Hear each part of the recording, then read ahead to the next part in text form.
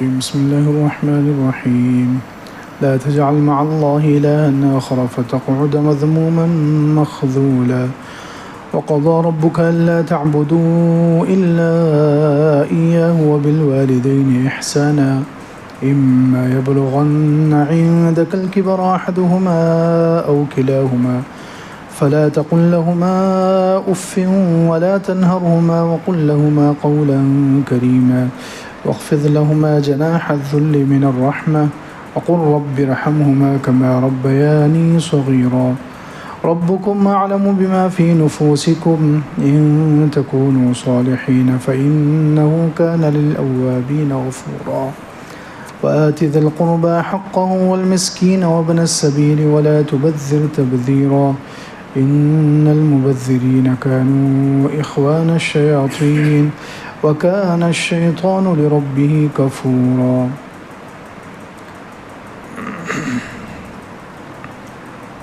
آج کا درس سورہ بنی اسرائیل سورہ اسراء کی آیت نمبر 22 سے شروع ہو رہا ہے. پچھلے ہفتے بتایا گیا تھا کہ سورہ بنی اسرائیل میں شروع میں تو بنی اسرائیل حضرت یعقوب علیہ السلام کی اولاد ان کا تذکرہ تھا. اب چونکہ یہ سورہ بنی اسرائیل مکہ مکرمہ کے آخری زمانے میں نازل ہوئی اور اس کے کچھ مہینوں اور سالوں کے بعد ہجرت ہونے والی ہے مدینہ منورہ کی طرف. حضور اقدس صلی اللہ علیہ وسلم اور صحابہ کرام جانے والے ہیں اور وہاں جا کر اسلامی حکومت، اسلامی معاشرہ، اسلامی مملکت، اسلامی ریاست قائم ہونے والی ہے. تو اللہ رب العزت نے پہلے سے یہاں کچھ احکامات 14 اللہ رب العزت نے احکامات دیے ہیں اسلامی معاشرت، اسلامی حکومت، اسلامی مملکت اور ریاست کو مضبوط کرنے کے لیے کہ اسلامی حکومت مضبوط ہو، اسلامی ریاست مضبوط ہو اور اسلامی معاشرہ اچھا ہو. اس کے لیے اللہ رب العزت نے یہاں پر 14 احکامات بھی دیے ہیں. اس میں سے سب سے پہلا حکم توحید کا دیا گیا ہے. لا تجعل مع اللہ الہا آخر فتقعد مذموما مخذولا وقضى ربك الا تعبدوا الا ایاہ.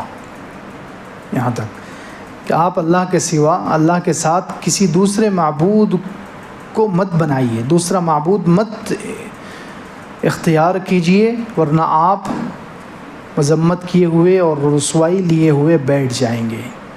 مشرک ہمیشہ جو اللہ کے ساتھ شرک کرتا ہے، اللہ کے ساتھ کسی اور معبود کو شریک کرتا ہے، وہ اس کی برائی بھی ہوتی ہے اور وہ رسوائی لیے ہوئے بیٹھا رہتا ہے. پھر فرمایا وَقَضَىٰ رَبُّكَ أَلَّا تَعْبُدُوا إِلَّا إِيَّاهُ. آپ کے رب نے فیصلہ کیا ہے، یعنی حکم دیا ہے اللہ تعبدوا الا إِيَّاهُ کہ تم عبادت نہ کرو مگر اسی کی، عبادت نہ کرو مگر اسی کی.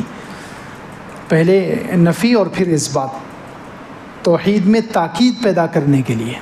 جیسے کلمے میں ہے لا الہ الا اللہ، لا الہ پہلے ہے پھر اس کے بعد الا اللہ ہے. پہلے سارے معبودوں کا انکار ہے پھر اللہ کا اثبات ہے. تو یہاں بھی آپ کے رب نے فیصلہ کیا ہے، حکم دیا ہے اللہ تعبدوا الا ایاہ کہ مت عبادت کرو مگر اسی کی.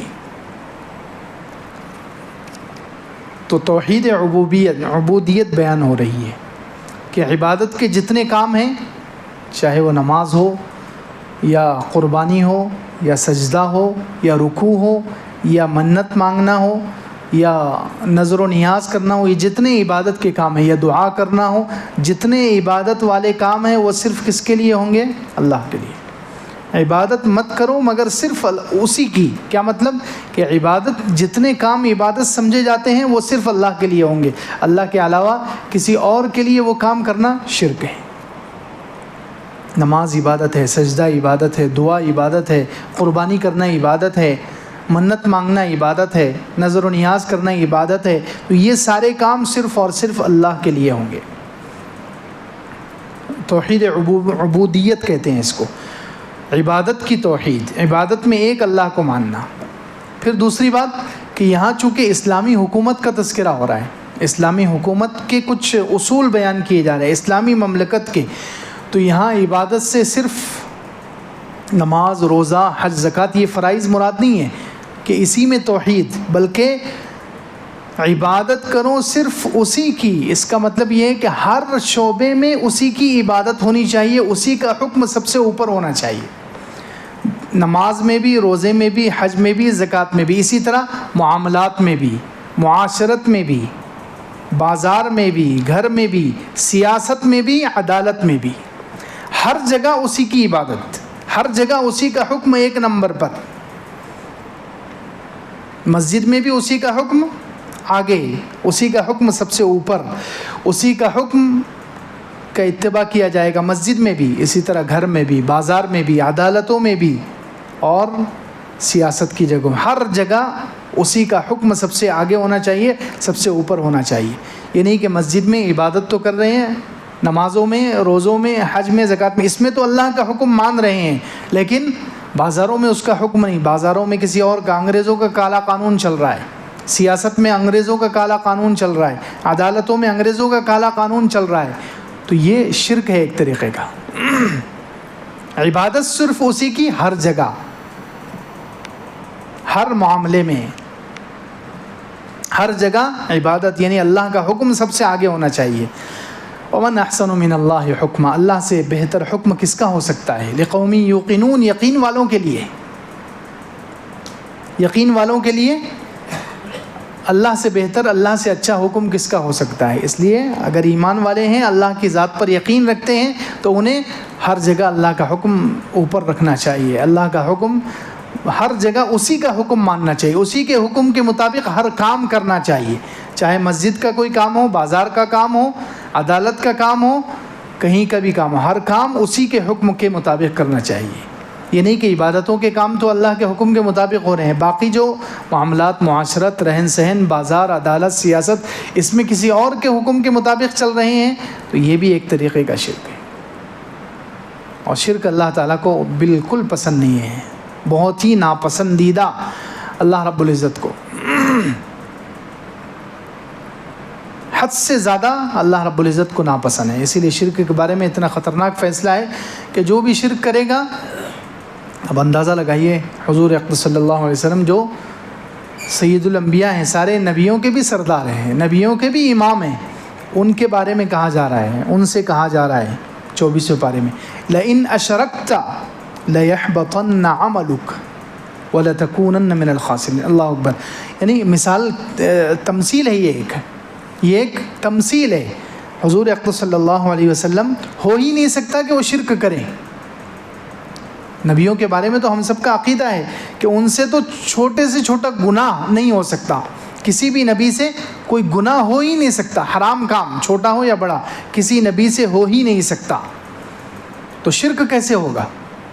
ناممکن ہے۔ لیکن پھر بھی اللہ رب العزت یہ عقیدے کی اہمیت اور شرک کی قباحت کو بیان کرنے کے لیے اللہ رب العزت نے مثال دی ہے، لئن اشرکت، کہ اگر خدا نخواستہ آپ نے بھی شرک کر لیا، اے نبی جی آپ سے بھی شرک ہو گیا، تو یہ شرک اتنا برا ہے، اتنا برا ہے، لیحبطن عملک، آپ کے سارے عمل بیکار ہو جائیں گے اور آپ خسارہ اٹھانے والوں میں ہو جائیں گے۔ اندازہ لگائی شرک کتنا ناپسندیدہ ہے۔ حضور کا عمل، حضور کا ایک عمل بولے تو اللہ اکبر، حضور پاک صلی اللہ علیہ وسلم کا عمل کہہ رہے ہیں اللہ رب العزت، عام امتیوں کا نہیں، عام امتیوں کے کروڑوں عمل، بلکہ یوں سمجھو حضور صلی اللہ علیہ وسلم کو ایک طرف کیجئے، باقی جتنے صحابہ ہیں، تابعین، قیامت تک کے مسلمانوں کا ایک سجدہ ایک طرف، اور حضور اقدس صلی اللہ علیہ وسلم کا ایک سجدہ ایک طرف، کس کا مقام زیادہ ہے؟ حضور صلی اللہ علیہ وسلم کے ایک سجدے کا۔ کس کا وزن زیادہ ہوگا؟ حضور اقدس صلی اللہ علیہ وسلم کے ایک سجدے کا۔ تو ایک ایک عمل حضور صلی اللہ علیہ وسلم کا کتنا وزنی ہے، پھر ساری زندگی کے اعمال کتنے وزنی ہوں گے حضور اقدس صلی اللہ علیہ وسلم کے۔ تو لیکن شرک اتنا برا ہے کہ حضور کے اتنے وزنی عمل بھی بیکار ہو سکتے ہیں۔ اللہ اکبر۔ تو شرک اللہ تعالیٰ کو پسند نہیں، اسی لیے دنیا میں ہم دیکھیں کوئی شرک پسند نہیں کرتا۔ کسی نے بڑی مشکل سے جو ہے محنت سے 50-60 سال کما کر گھر بنا دیا، اب اس کو کوئی شخص آ کر کہے کہ یہ گھر آپ نے بنایا ہے لیکن فلاں شخص بھی آپ کے ساتھ اس میں پارٹنر ہے، برداشت کرے گا وہ؟ کوئی تیار ہوگا کسی کو کہ محنت سے میں نے بنایا، ساری زندگی محنت کی، اور آپ اس کو کسی کو اس میں بلا وجہ پارٹنر بنا رہے ہو، شریک بنا رہے ہو؟ تو جب انسان جو ہے اپنے جیسے انسان کو پارٹنر اور شریک بنانے کے لیے تیار نہیں، تو اللہ رب العزت تو اللہ ہے، اس کے ساتھ کسی مخلوق کو برابر کر دینا اس کی ذات میں یا صفات میں، اللہ تعالیٰ نے اس کی مثال بھی دی ہے سورہ روم میں 21ویں پارے میں، ایسی ہی مثال دی ہے.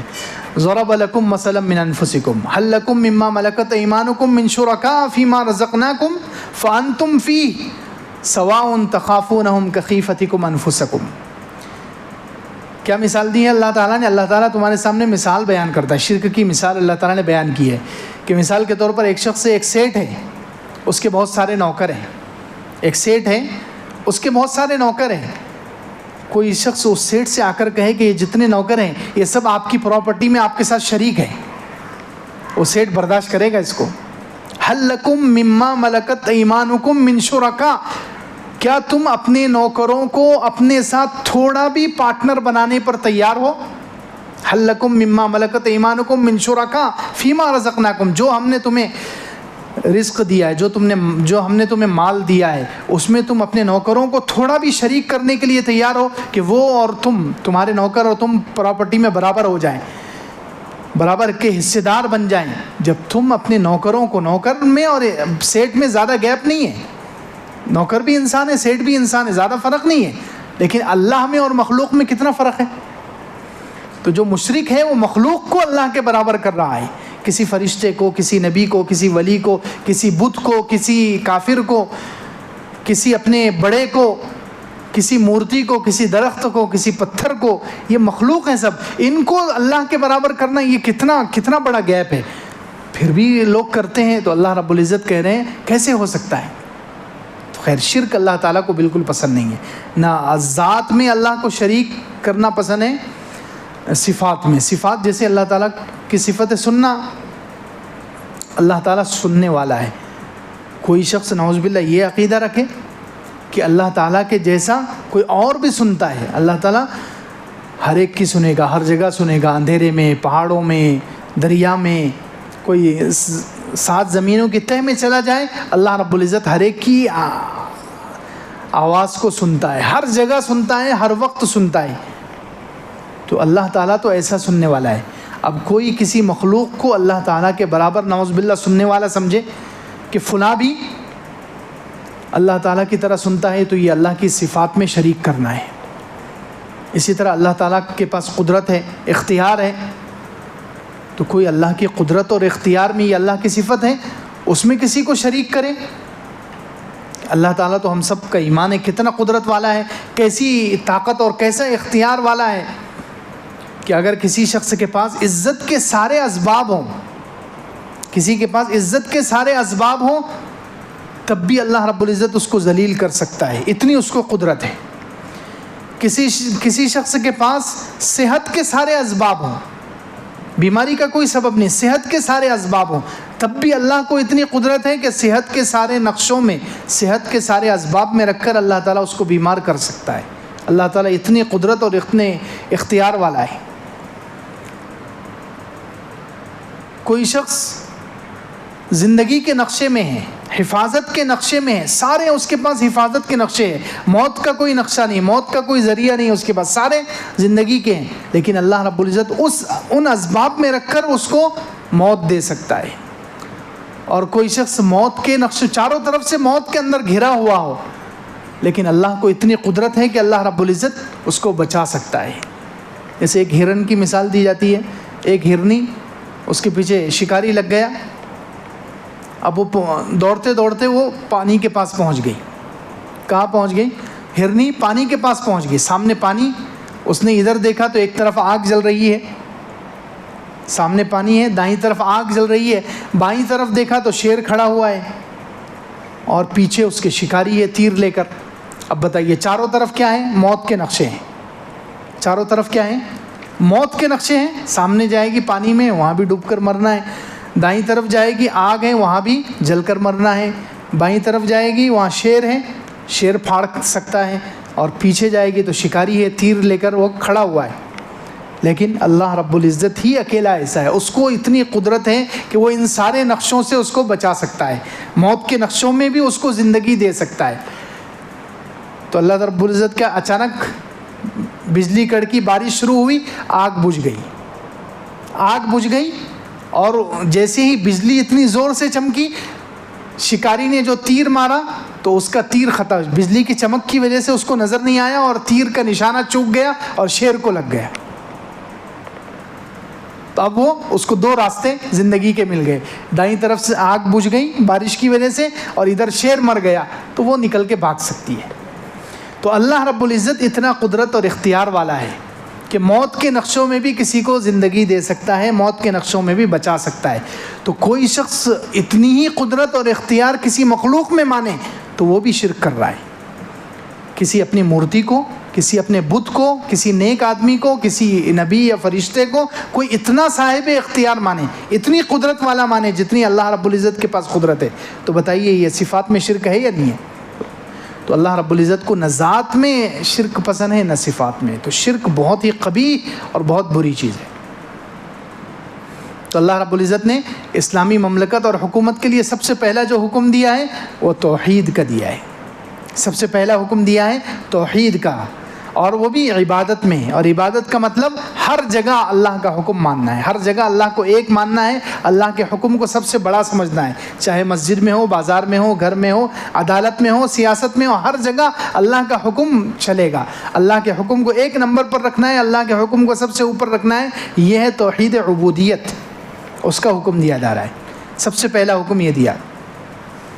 تو فرمایا وَقَضَىٰ رَبُّكَ أَلَّا تَعْبُدُوا إِلَّا إِيَّاهُ، اللہ نے، آپ کے رب نے فیصلہ کیا ہے کہ مت عبادت کرو مگر اسی کی۔ پہلا حکم یہ ہے اسلامی معاشرت کے لیے، اسلامی حکومت کے لیے، اسلامی مملکت کے لیے۔ دوسرا حکم دیا وَبِالْوَالِدَيْنِ إِحْسَانًا، ماں باپ کے ساتھ، والدین کے ساتھ احسان کا۔ یہ دونوں چیز، اللہ کی عبادت اور ماں باپ کے ساتھ اچھا سلوک ملے ہوئے ہیں۔ عبداللہ ابن عباس رضی اللہ عنہ کا عجیب قول ہے۔ عبداللہ ابن عباس رضی اللہ عنہ فرماتے ہیں تین چیزوں کے بغیر قبول ہی نہیں ہوتی۔ تین چیزوں کے ساتھ ملی ہوئی ہیں، ایک دوسرے کے بغیر قبول نہیں ہوگی۔ وہ تین چیزیں کون سی ہیں؟ ایک تو ہے نماز اور زکوٰۃ۔ نماز اور، کیونکہ قرآن میں جگہ جگہ اقیموا الصلاۃ وآتوا الزکاۃ آیا ہے، نماز قائم کرو اور زکوٰۃ دو۔ تو عبداللہ ابن عباس رضی اللہ عنہ فرماتے ہیں نماز زکوٰۃ کے بغیر قبول نہیں ہے، اور زکوٰۃ نماز کے بغیر قبول نہیں ہے۔ کوئی شخص نماز پڑھتا ہے زکوٰۃ نہیں دیتا، مالدار ہے وہ۔ کوئی شخص مالدار نماز تو پڑھتا ہے زکوٰۃ نہیں دیتا، اس کی نماز بھی قبول نہیں ہے۔ اسی طرح کوئی مالدار ایسا ہے جو زکوٰۃ تو دیتا ہے لیکن نماز نہیں پڑھتا، تو اس کی زکوٰۃ بھی قبول نہیں ہے۔ تو یہ تین چیزوں کے ساتھ ملی ہوئی ہے، ایک دوسرے کے بغیر قبول نہیں ہوگی۔ دوسری چیز اطیعوا اللہ واطیعوا الرسول، اللہ کی اطاعت کے ساتھ اللہ کے رسول صلی اللہ علیہ وسلم کی اطاعت ملی ہوئی ہے۔ کوئی شخص اللہ کی تو اطاعت کرتا ہے، اللہ کے رسول صلی اللہ علیہ وسلم کی اطاعت نہیں کرتا، تو وہ اللہ کی اطاعت کرنا بھی اس کا قبول نہیں ہے۔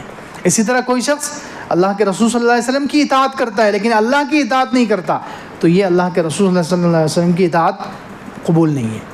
تیسری چیز عبداللہ ابن عباس رضی اللہ عنہ کہتے ہیں یہ ہے عبادت صرف اللہ کی اور ماں باپ کے ساتھ اچھا سلوک۔ کوئی شخص عبادت تو کر رہا ہے اللہ کی لیکن ماں باپ کے ساتھ اچھا سلوک نہیں کر رہا ہے تو اس کی عبادت قبول نہیں ہے۔ اسی طرح کوئی شخص ماں باپ کے ساتھ اچھا سلوک تو کرتا ہے لیکن عبادت نہیں کرتا تو اس کا ماں باپ کے ساتھ اچھا سلوک کرنا بیکار ہے۔ یہ تینوں چیزیں ایک دوسرے کے ساتھ ملی ہوئی۔ تو فرمایا وَقَضَىٰ رَبُّكَ أَلَّا تَعْبُدُوا إِلَّا إِيَّاهُ، آپ کے رب نے فیصلہ کیا ہے کہ مت عبادت کرو مگر اسی کی، اور ماں باپ کے ساتھ احسان۔ دیکھو با لائے ہیں، با عربی میں آتا ہے الصاق کے لیے، ملانے۔ بالوالدین، ماں باپ کے ساتھ احسان، تو با کیوں لائے؟ عربی میں الا بھی آتا ہے، یہ بھی ہو سکتا تھا الی الوالدین احسانا، لیکن یہاں پر با لا کر اللہ رب العزت نے بتایا کہ ماں باپ کے ساتھ جو اچھا سلوک ہے وہ خود آپ کو کرنا ہے، نوکروں کے ذریعے نہیں۔ وہ نوکروں کے ذریعے یا دوسروں کے ذریعے، اپنے بچوں کے ذریعے ماں باپ کی خدمت کرا رہے، خود نہیں کر رہے تو نہیں چلے گا۔ بالوالدین، با لا کر اللہ رب العزت نے بتایا کہ با الصاق ملانے کے لیے کہ آپ خود یہ کام کرو، ماں باپ کے ساتھ اچھا سلوک آپ کو خود کرنا ہے، نوکروں کے ذریعے سے نہیں کسی پڑوسیوں کے ذریعے سے نہیں، اپنے بیٹوں کے اولاد کے ذریعے سے نہیں، خود ماں باپ کی خدمت کرو، خود ماں باپ کے ساتھ اچھا سلوک کرو. یہ بتانے کے لیے اللہ رب العزت نے با لائے یہاں پر، وَبِالْوَالِدَيْنِ احسانا، ماں باپ کے ساتھ اچھا سلوک. اب آگے اچھے سلوک کی تفصیل. اما یبلغن عندک الکبر احدہما او کلاہما فلا تقل لہما اف، اگر تمہارے پاس ماں باپ میں سے کوئی ایک یا دونوں بڑھاپے کو پہنچ جائیں. اللہ اکبر، قرآن کیا الفاظ لاتا ہے، کیا لفظ استعمال کیا ہے قرآن نے. اما یبلغن عندک، تمہارے پاس، تمہارے زندگی میں، تمہارے گھر میں ماں باپ کا بڑھاپا آ جائے، دونوں کا یا دونوں میں سے ایک کا. کیا اشارہ کیا اللہ رب العزت نے؟ سبحان اللہ، قرآن کی بلاغت پر قربان جائے. اللہ رب العزت کو معلوم تھا 1400 سال کے بعد اولڈ ایج ہوم کھل جائیں گے دنیا میں، ماں باپ کو رکھنے کے لیے اولڈ ہوم کھل جائیں گے، ایسے ذریعے اختیار کیے جائیں گے. اس لیے اللہ رب العزت نے 1400 سال پہلے کہہ دیا کہ ماں باپ کا بڑھاپا تمہارے گھر میں آنا چاہیے، اولڈ ہوم میں نہیں آنا چاہیے. عندک، تمہارے پاس، ماں باپ کا بڑھاپا تمہارے پاس، تمہارے گھر میں آنا چاہیے. اولڈ ایج ہوم جو ہوتا ہے وہاں پر نہیں آنا چاہیے. وہاں پر آ رہے ہیں تو گویا تم نافرمان ہو. ماں باپ کا بڑھاپا تمہارے پاس، تمہارے گھر میں آنا چاہیے. اما یبلغن عندک الکبر، اگر وہ دونوں یا ان میں سے ایک تمہارے پاس یعنی تمہارے گھر میں بڑھاپے کو پہنچ جائے، فلا تقل لہما اف، تو ان کو اف بھی مت کہو، کیونکہ بڑھاپے میں عام طور پر ہوتا ہے. دیکھیے اف جو ہے ماں باپ کی نافرمانی میں سب سے ادنا درجہ بھی حرام ہے. ماں باپ کی نافرمانی میں سب سے نچلا درجہ، سب سے کم درجے کی نافرمانی ہے اف کرنا. کوئی بھی ایسا کلمہ چھوٹے سے چھوٹا جو ماں باپ کا دل دکھائے، جس سے ماں باپ کو تکلیف ہو، وہ حرام ہے. تو بڑا درجہ نعوذ باللہ ان پر ہاتھ اٹھانا یا ان کو قتل کرنا یا گھر سے دھکے دے کر نکالنا، یہ تو بہت بڑے درجے کے حرام ہیں، بہت سخت حرام ہے. یہ اس میں سب سے چھوٹا درجہ ہے اف کہنا، یہ بھی حرام ہے. یہ سب سے چھوٹا درجہ ہے، سب سے چھوٹا کلمہ ہے نافرمانی میں، یہ بھی حرام ہے. حتیٰ کہ علماء تو یہاں تک کہتے ہیں، ایک عالم نے آج بہت عجیب بات کہی، بہت عجیب بات کہی، اللہ اکبر، اللہ ان کو جزائے خیر دے. شیخ ادہم العاصمی ملک شام کے ایک عالم ہیں. ان کے پاس ایک شخص آیا، اس نے کہا کہ میں اپنی والدہ کا پیشاب پاخانہ صاف کرتا ہوں، میں ماں باپ کا، اپنی والدہ کا پیشاب پاخانہ صاف کرتا ہوں. تو انہوں نے کہا کہ ماں باپ کا تم پیشاب پاخانہ صاف کر رہے ہو، اس کا ادب معلوم ہے تمہیں؟ اس میں بھی ادب ہے. تو بولے کیا اس میں کیا ادب ہے؟ میں تو کئی سالوں سے صاف کر رہا ہوں. تو بولے اس میں ادب یہ ہے کہ جب تم ماں باپ کا پیشاب پاخانہ صاف کرو تو اپنے چہرے پر کوئی ایسی حرکت نہیں ہونی چاہیے جس سے انہیں تکلیف ہو. یعنی چہرہ برا بنا کر، منہ بنا کر صاف مت کرو، خوشی سے صاف کرو، چہرے پر خوشی کے آثار ہونے چاہیے. یہ سمجھو گندگی صاف نہیں کر رہے تم، یہ خوشبو ہے تمہارے لیے، آخرت کی خوشبو ہے. یہ دنیا میں لگ رہا ہے کہ یہ گندگی ہے، لیکن آخرت کی بہت بڑی خوشبو ہے. اس لیے جب اگر وہ صاف کرنے کی نوبت آ رہی ہے تو چہرے سے مت بتاؤ کہ مجھے یہ برا لگ رہا ہے. اسی طرح ناک پر ہاتھ مت رکھو، یہ ادب ہے اس کا. ماں جب بچے کا پیشاب پاخانہ صاف کرتی ہے، کبھی دیکھا ہے ناک پر ہاتھ رکھتے ہوئے؟ کبھی دیکھا ہے منہ بناتے ہوئے؟ وہ تو خوشی خوشی کرتی ہے، ہنستے ہوئے مسکراتے کرتی ہے. کبھی کبھی پیشاب پاخانہ صاف کرتے کرتے بھی چوم لیتی ہے. تو اس طریقے سے تم ماں باپ کی گندگی صاف کرو، یہ ادب ہے. فلا تقل لہما اف،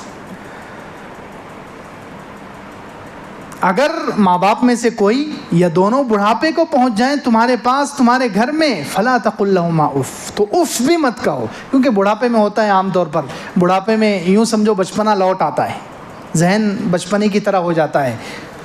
تو اس لیے اف بھی مت کہو. ان کی طرف سے کوئی تکلیف پہنچے، وہ کوئی ایسی حرکت کریں، کوئی ایسا عمل کریں یا زبان سے کوئی ایسی بات کہیں، ہونا ہی ہونا ہے یہ کہ ماں باپ اگر بوڑھے ہو جائیں تو وہ یقیناً کوئی ایسی بات کریں گے جس سے تمہیں تکلیف ہوگی، یقیناً کوئی ایسی حرکت کریں گے جس سے تمہیں تکلیف ہوگی، لیکن تم اف بھی مت کہو. وہ کوئی بھی زبان سے تمہیں کچھ کہہ دیں یا کوئی ایسی حرکت کر دے، کوئی ایسا عمل کر دے جو تمہارے دل پر چوٹ لگے، تب بھی اف بھی مت کہو.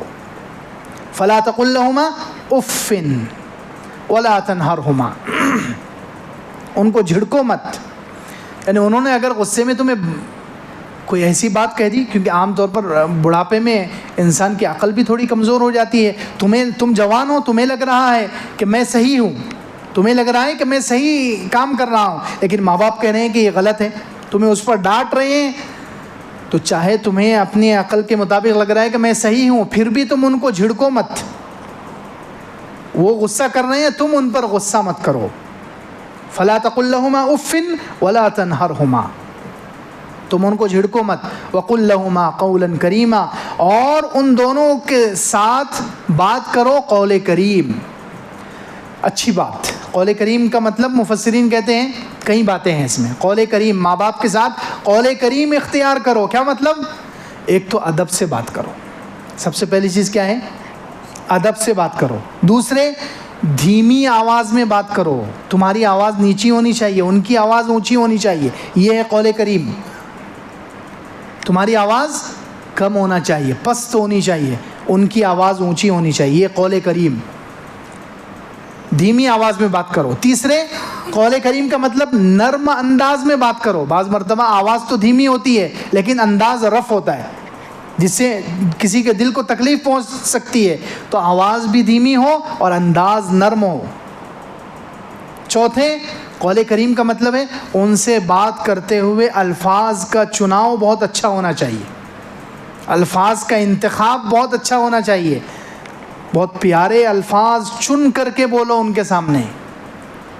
جیسے حضرت یوسف علیہ السلام، حضرت ابراہیم علیہ السلام، قرآن میں ہے کہ وہ اپنے ابا سے بات کرتے تھے، یا ابتی، اے میرے پیارے ابا جان. یہ ماں باپ کے لیے بہترین لفظ ہے، یا ابتی. حضرت یوسف علیہ السلام کہہ رہے ہیں یا ابتی انی رأیت 11 کوکبا. پھر حضرت ابراہیم علیہ السلام تو اپنے مشرک باپ سے بات کر رہے ہیں، مشرک باپ کو سمجھا رہے ہیں جو شرک میں لتڑا ہوا ہے، وہ بت بنا بنا کر بیچتا ہے. اب بتائیے اللہ تعالیٰ کے پاس کتنا مقام ان کا گرا ہوا ہوگا. لیکن حضرت ابراہیم علیہ السلام ایسے باپ سے بات کرتے ہوئے بھی 16ویں پارے میں یا ابتی لم تعبد ما لا يسمع ولا يبصر ولا يغني عنك شيئا. ابا جان، آپ کیوں عبادت کرتے ہیں ایسے معبودوں کی جو نہ سنتے ہیں نہ دیکھتے ہیں نہ آپ کی کچھ مدد کر سکتے ہیں. یا ابتی لا تعبد الشیطان، اے میرے پیارے ابا جان آپ شیطان کی عبادت مت کیجیے. کیا انداز ہے، سبحان اللہ. دیکھیے مشرک باپ سے بات ہو رہی اور کتنے پیارے انداز سے. یا ابتی انی اخاف ان یمسک عذاب من الرحمن، اے میرے پیارے ابا جان مجھے ڈر ہے کہ آپ کو رحمان کا عذاب نہ چھو جائے. دیکھیے اللہ اکبر، کیا ایک تو یا ابتی اے میرے پیارے ابا جان، اور آگے کیا کہہ رہے ہیں؟ حالانکہ مشرک پر عذاب یقینی ہے. بولو، کیا حضرت ابراہیم علیہ السلام کو یہ مسئلہ معلوم نہیں ہے؟ نعوذ باللہ، کوئی سوچ سکتا ہے؟ حضرت ابراہیم علیہ السلام کو علم ہے کہ جو مشرک ہے اس پر عذاب یقینی ہے، لیکن پھر بھی حضرت ابراہیم علیہ السلام باپ کی بے ادبی نہ ہو تو کیا کہہ رہے ہیں؟ میرے پیارے ابا جان مجھے ڈر ہے، اخاف ڈر ہے. یہ ادب کی وجہ سے، یہ نہیں کہا مجھے یقین ہے کہ آپ پر عذاب آئے گا ہی، حالانکہ مشرک پر تو عذاب یقینی ہے، لیکن ادب کی وجہ سے کیا کہا؟ انی، مجھے ڈر ہے. اور آگے این یمسک، عذاب آپ کو چھو جائے باپ ہونے کی وجہ سے، یہ نہیں کہ آپ جہنم میں داخل ہو جائیں. ادب، سبحان اللہ، کتنا ادب ہے. آپ کو عذاب چھو جائے گا ابا ہونے کی وجہ سے، یہ ادب کا جملہ بولا جا رہا ہے کہ مجھے ڈر ہے. پھر آگے یمسک، آپ کو چھو جائے، یہ نہیں کہ آپ جہنم میں چلے جائیں، عذاب پورا لگ جائے آپ کو، نہیں، عذاب چھو جائے گا. اللہ اکبر، ادب کی وجہ سے. پھر آگے باپ نے دھمکی دی. باپ نے کہا اراغب انت عن آلیتی یا ابراہیم، ابراہیم تم ہمارے معبودوں کو برا کہنا چھوڑو گے نہیں؟ لئن لم تنتہی لارجمنک، اگر تم باز نہیں آئے تو میں تو تمہیں پتھر مار مار کے ختم کر دوں گا. اب دیکھو باپ کا لہجہ کتنا خطرناک ہے. پھر بھی حضرت ابراہیم علیہ السلام کا اگلا جملہ کیا ہے؟ قال سلام علیک، ابا جان آپ مجھے مار مار کے ختم کر دو، کوئی مسئلہ نہیں، لیکن میری طرف سے تو آپ محفوظ ہو، سلامت ہو. میری دعا یہ ہے کہ آپ سلامت رہو. قال سلام علیک، دنیا میں آپ سلامت رہو، اور آپ کی آخرت کے لیے آپ مجھے مار دیں گے پتھر مار مار کر، ختم کر دیں گے، تب بھی ساستغفر لک ربی، آپ کی دنیا میں بھی میں آپ کو نقصان نہیں پہنچاؤں گا، اور آپ کی آخرت بنانے کے لیے میں آپ کے لیے اللہ سے استغفار کروں گا. اللہ اکبر، یہ ادب ہے. کہ ماں باپ سے بات کرنے قول کریم کا مطلب چوتھی بات یہ ہے کہ ان سے جب بھی بات کرے انسان تو الفاظ کا چناؤ بہت مناسب ہو.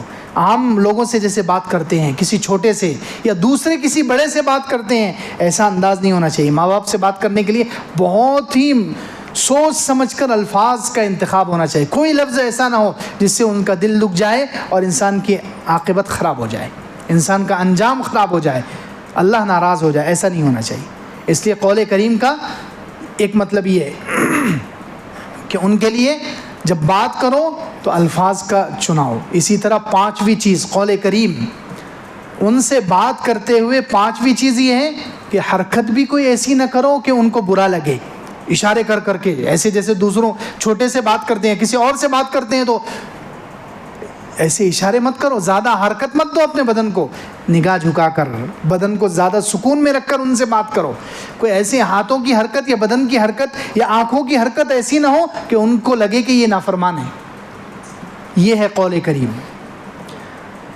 فلا تقل لهما اف, ان کو اف بھی مت کہو. ولا تنهرهما, جھڑکو مت. وقل لهما قولا کریما, اور ان کے ساتھ قول کریم کے ساتھ بات کرو. الفاظ کا چناؤ بھی صحیح ہو, ہر چیز صحیح ہونی چاہیے. ان سے بات کرتے ہوئے آواز بالکل پست ہونی چاہیے, دھیمی آواز میں بات ہونی چاہیے, انداز بالکل مناسب ہونا چاہیے. یہ سب چیزوں کا خیال, یہ ہے قول کریم. پھر آگے فرمایا وَاخْفِضْ لَهُمَا جَنَاحَ الذُّلِّ مِنَ الرَّحْمَةِ. اللہ اکبر. ان کے سامنے عاجزی کے پر بچھا دو پیار اور رحمت کی وجہ سے. کیا مطلب؟ پر تو جانور کو ہوتے ہیں, پرندوں کو ہوتے ہیں, انسان کو تو پر نہیں ہوتے نا. پر انسان کو نہیں ہوتے, لیکن اللہ تعالیٰ کیا کرے, عاجزی کا پر, جناح الذل واخفض لهما, ان دونوں کے سامنے جھکا دو عاجزی کا پر, من الرحمہ, رحمت کی وجہ سے. کیا مطلب؟ پر کا تذکرہ اللہ تعالیٰ نے کیوں کیا؟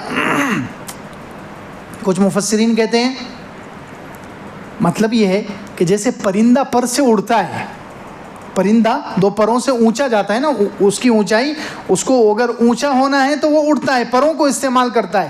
ایسے ہی انسان جب گھر سے باہر نکلتا ہے تو اس کی کچھ صفات ہوتی ہیں جن کی وجہ سے وہ اونچے مقام پر اڑتا ہے. جیسے کوئی ڈاکٹر ہے, اپنی ڈاکٹری کی وجہ سے وہ اڑے گا.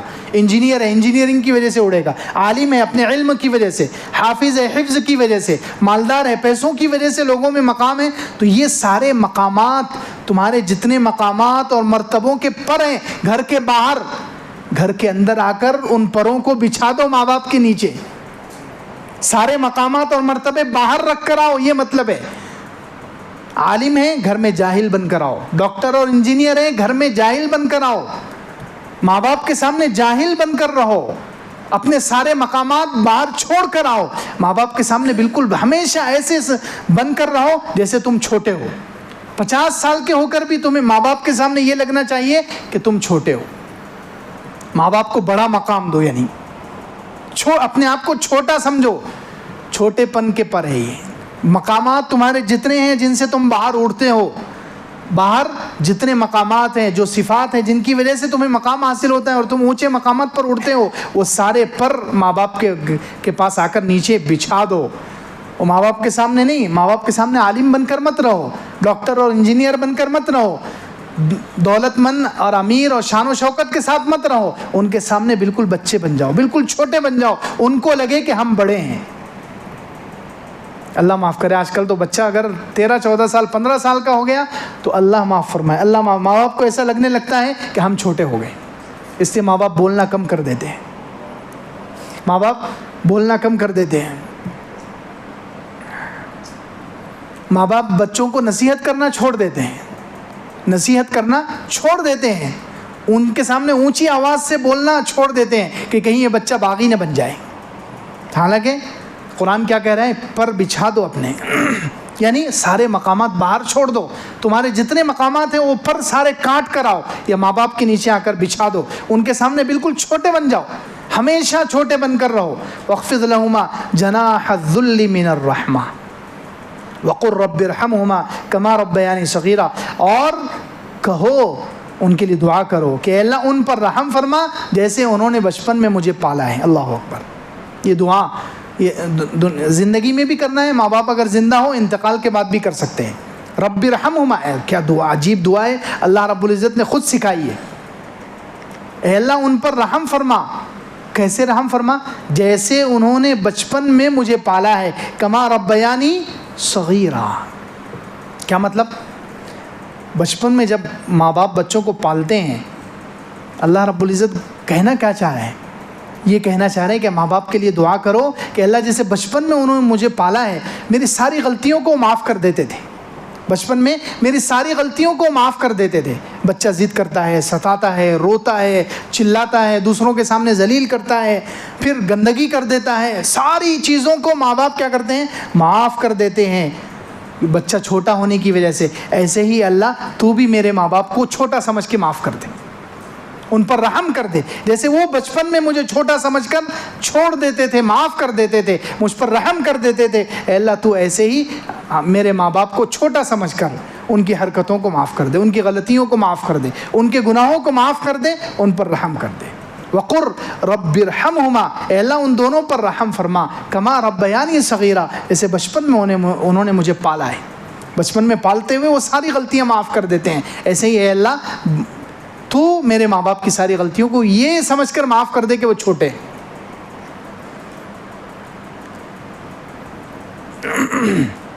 ربکم اعلم بما فی نفوسکم، تمہارا رب زیادہ بہتر جانتا ہے وہ جو تمہارے دلوں میں ہے، کون دل سے خدمت کر رہا ہے، کون اوپر سے کر رہا ہے۔ کچھ لوگ ہوتے ہیں جو ماں باپ کی خدمت تو کرتے ہیں لیکن نیت اللہ کی رضا نہیں ہوتی، نیت یہ ہوتی ہے کہ پراپرٹی حاصل ہو جائے، ماں باپ کے ساتھ جڑا رہوں گا، خدمت کرتا رہوں گا تو آخر میں مجھے زیادہ حصہ دے دیں گے، زیادہ پیسہ دے دیں۔ نہیں، اللہ رب العزت جانتا ہے تمہارے دلوں میں کیا ہے، کس نیت سے تم خدمت کر رہے ہو، اللہ کا حکم سمجھ کر کر رہے ہو، اخلاص سے کر رہے ہو، اپنی آخرت بنانے کے لیے کر رہے ہو یا کسی دنیاوی مفاد کے لیے کر رہے ہو، اللہ رب العزت جانتا ہے۔ ربکم اعلم بما فی نفوسکم ان تکونوا صالحین فانہ کان للأوابین غفورا، اگر تم نیک ہو تو اللہ رب العزت رجوع کرنے والوں کو معاف کرنے والا ہے۔ یعنی اگر جو بندہ واقعتاً نیک ہے تو اس سے اگر کبھی ماں باپ کے حق میں کوتاہی بھی ہو جائے تو اللہ رب العزت ایسے لوگوں کو معاف کر دے گی جو ہمیشہ خدمت کرتے رہتے ہیں، ہمیشہ یہ چاہتے ہیں، اکثر ماں باپ کو وہ خوش رکھنا چاہتے ہیں، ماں باپ کو راضی رکھنا چاہتے ہیں، ماں باپ کی نافرمانی نہیں کرنا چاہتے، لیکن کبھی کبھی ہوتا ہے شیطان غالب آ گیا، نفس غالب آ گیا، کسی نے بہکا دیا، اس کی وجہ سے کوئی غلطی ہو گئی تو اللہ رب العزت ایسے لوگوں کو معاف کر دے گا۔